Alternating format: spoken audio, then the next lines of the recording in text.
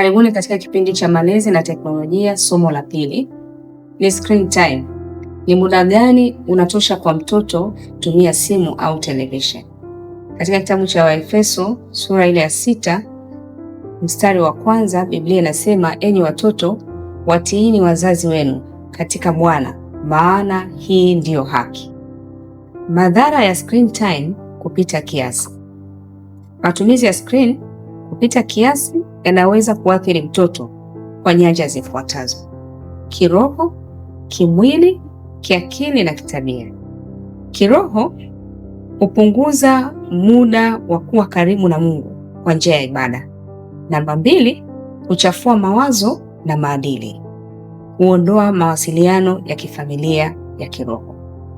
Kimwili, macho huchoka au kuuma, eye strain, maumivu ya shingo au mgongo, kukosa usingizi wa kutosha, unene kupita kiasi, kutokufanya mazoezi.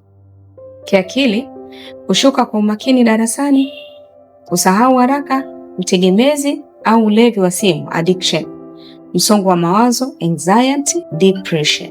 Kijamii na kimaadili, kupunguza mazungumzo na wazazi, kutengwa na familia, kukosa stadi za mawasiliano, lakini pia kuiga tabia mbaya kutoka mitandaoni.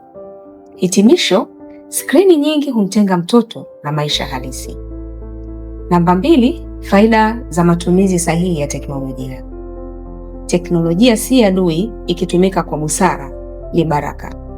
Faida zake: kujifunza masomo kwa urahisi, videos, apps za elimu, kuongeza ubunifu na utafiti, mawasiliano ya haraka, kujifunza ujuzi wa kidijitali, digital skills, kujiandaa na dunia ya kisasa. Kanuni: tumia teknolojia kama chombo cha kujifunzia, si burudani muda wote. Namba 3, viwango vinavyopendekezwa kulingana na umri. Miaka 0 mpaka miaka 2, epuka skrini kabisa isipokuwa video calls na mzazi. Miaka 3 mpaka miaka 5, dakika 30 mpaka dakika 60 kwa siku yenye maudhui ya kielimu tu. Miaka 6 mpaka 12, saa 1 mpaka masaa 2 kwa siku baada ya masomo na majukumu. Teenagers, masaa 2 mpaka 3 kwa siku kwa udhibiti, epuka usiku sana. Muhimu: hakuna skrini saa 1 mpaka 2 kabla ya kulala. Namba 4, njia za kupunguza utegemezi wa simu kwa watoto.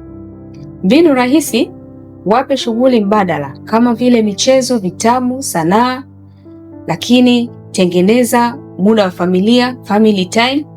Weka ratiba ya matumizi. Ondoa simu chumbani wakati wa kulala. Wazazi wawe mfano, usiwe na simu muda wote. Wape majukumu ya nyumbani. Siri ni hii: mtoto akipata shughuli nyingine, utegemezi upungua. Namba 4, sheria rahisi za nyumbani, family digital rules. Kila familia iwe na kanuni za wazi. Mfano wa sheria: hakuna simu mezani wakati wa kula, hakuna simu kabla ya kumaliza homework, hakuna simu masaa 2 kabla ya kulala. Simu zichaji sebuleni, si chumbani.